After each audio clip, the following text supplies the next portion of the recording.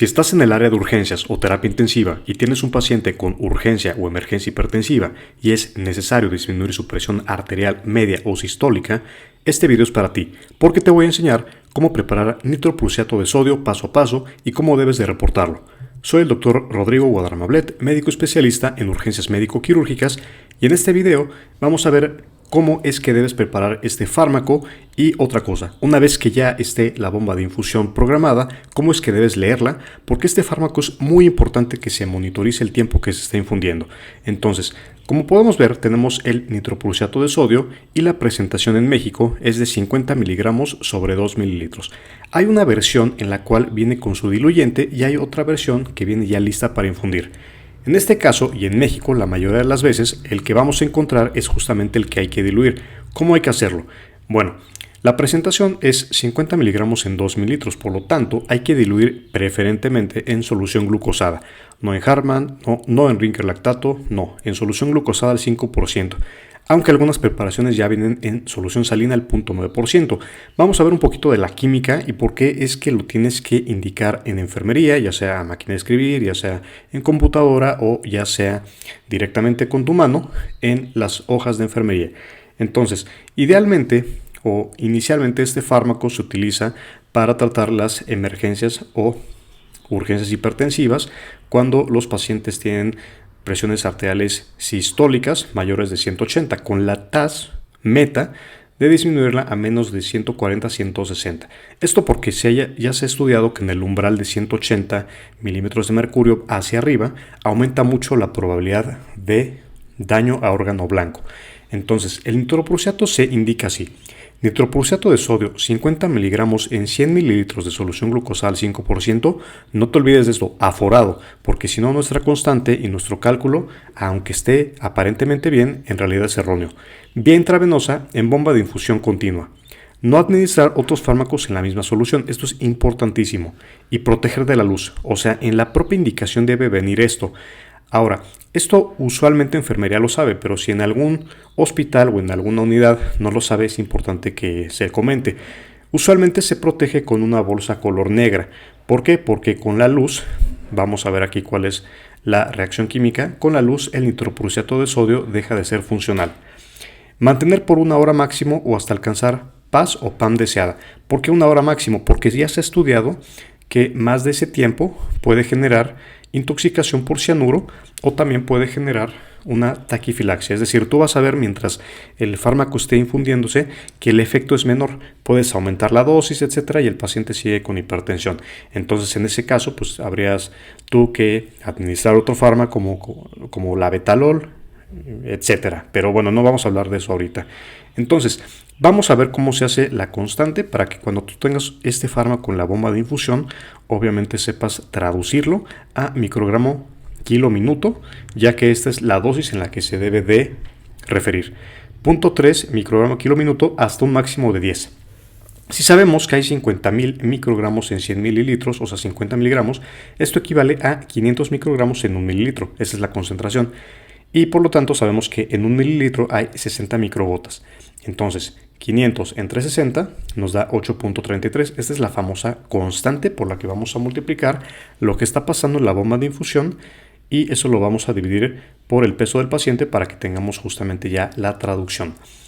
Ahora, recordemos que posiblemente aquí en México no tenemos todos los antídotos para algunos fármacos y algunos tóxicos, pero es importante que sepas que ante una probable intoxicación lo que se debe de administrar es hidroxicobalamina. O sea, no es cualquier tipo de vitamina B, pero justamente la que pude encontrar que existe en el mercado aquí en México se llama Dura-12 porque contiene tiamina y piridoxina. O sea, justamente, bueno, puede ser esta versión, hidroxicobalamina también, o esta que vemos por acá.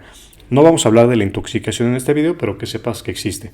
También un antídoto es el tiosulfato de sodio, o lo que se conoce como dona-azufre, pero no está en México. Y otro es el azul de metileno. Esto es si la metahemoglobina aumenta más de 30%. Y usualmente esta metahemoglobina, hay algunos gasómetros, o sea, al tomarle la gasometría al paciente, que sí nos reportan esto. pero justamente la presentación es de 50 miligramos en 5 mililitros.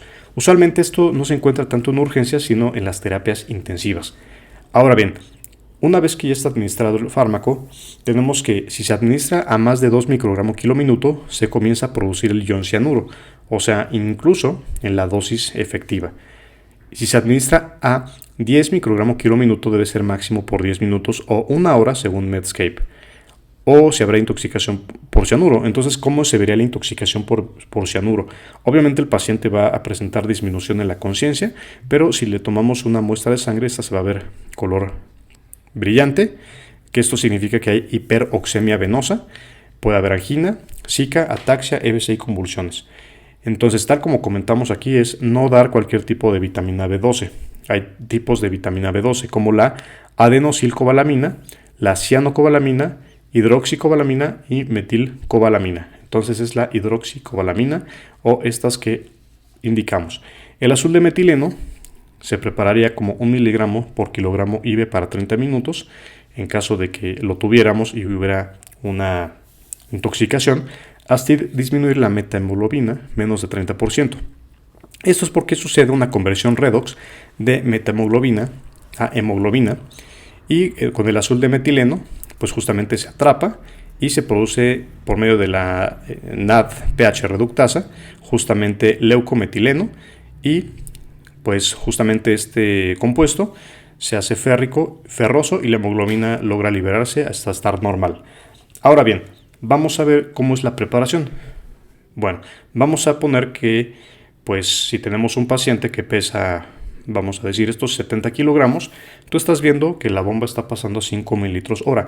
Ahora, es muy importante que en la indicación también se coloque desde qué hora inició, por lo que yo te comentaba de que puede presentarse taquifilaxia, o sea, resistencia al fármaco, y que también seas muy estricto en indicar o que se registre cuánto se ha aumentado. ¿Por qué? Para evitar justamente esta intoxicación. Aquí estamos hablando de que aproximadamente en 1 hora de utilizar esto, el paciente podría ya presentar intoxicación y es muy importante que eso no suceda. Este no es cualquier fármaco como si estuviéramos hablando de vasopresina o norepinefrina. Este es un fármaco de mucho cuidado que hay que estar monitorizando y registrando constantemente. Entonces tienes que estar idealmente ahí al pie de cama del paciente, no lo puedes dejar. Ahora vamos a ver qué efectos secundarios existen también. Entonces, si tú ves que, por ejemplo, la bomba está pasando a 5 mililitros hora y ya sabes cuál es la dilución de 0.5 por mililitro, entonces imagínate que tienes 5 y eso lo tienes que multiplicar por 0.5 y esto nos da 2.5 miligramos hora. Esto entre 70 es el peso teórico del paciente.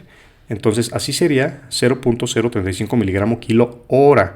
Pero aquí tienes que tener mucho cuidado porque este es el paso 1 del método 1. Por eso yo te recomiendo que si estás en urgencias o terapia intensiva, te aprendas rápidamente esta constante para que no pierdas tiempo en esos cálculos y sea directo. Entonces, aquí en este análisis adimensional tenemos 0.035 miligramos que vamos a multiplicar porque 1 miligramo equivale a 1000 microgramos. Cancelamos miligramo por miligramo, multiplicamos esto, nos da 0.35 por 1000, nos da 35 entre 50, ¿por qué? Bueno, en este caso más bien sería entre 60 y nos da 0.59 microgramos kilo minuto. Esa es la fórmula más extensa. ¿Por qué por minuto? Porque en 1 hora, o sea, recordemos que aquí tenemos hora, para transformarla a minutos tenemos que hacer 1 hora equivale a 60 minutos. Aquí no es 50, es 60. Entonces, este es el método 1, que es un poquito más extenso. Si, por ejemplo, tú sabes que la bomba está pasando a 5, a 10, a 15, lo que sea, y el paciente pesa 70, aquí sí te recomiendo que te aprendas esta constante para que sea un poquito más fácil, que es 5 por 8.33, nos da 41.65 entre 70, y nos da 0.59 microgramo kilo minuto, que es idéntico al método de arriba, pero es mucho más rápido. Entonces, apréndete esta constante. Entonces, ¿cómo funciona el nitroprusiato de sodio? Principalmente porque relaja el músculo liso vascular, esto va a reducir la poscarga y precarga, además de que dilata las arterias coronarias y se utiliza en emergencia hipertensiva. Actualmente ya tenemos otros nombres para esas entidades, pero bueno, justamente si tú todavía tienes la noción de la nomenclatura previa, pues determinas, ¿no?, que es emergencia o urgencia hipertensiva. También se puede utilizar en insuficiencia cardíaca congestiva, espasmo cerebral y zika con morfina y falla cardíaca izquierda Y pues el mecanismo de acción es este. O sea, el nitroprusiato reacciona con los iones sulfidrilo de los eritrocitos, albúmina y otras proteínas. Esto libera óxido nítrico, esto libera PRKG, y esto aumenta el GMP cíclico, lo que genera la inactivación de cadenas ligeras de miosina. Esto nos da relajación y finalmente vasodilatación. Y la vida media, como podemos ver, es de 2 minutos, es muy poquito. Pero el tiocianato, que es justamente un metabolito del nitroprusiato de sodio, nos dura 3 días. Entonces, justamente por eso es que el tiosulfato de sodio sería el antídoto. El onset, o sea, quiere decir el inicio del fármaco, de su acción, es de menos de 2 minutos y dura de 1 a 10 minutos. Y el metabolismo es tanto renal como hepático por medio de unas enzimas llamadas rodanasas que nos generan tiocianato, que este es el metabolito que se puede hemodializar. Entonces, finalmente esto es cómo debes preparar el nitroprusiato de sodio. Espero que te haya servido. Te recuerdo, soy el doctor Pablo Rodrigo Guadarramablet. Ha sido un placer ayudarte. Y si tú lo deseas, puedes tomar screenshot, puedes tomar una captura de esta flashcard para que lo utilices en tu terapia intensiva. Nos vemos en el siguiente video. Hasta luego.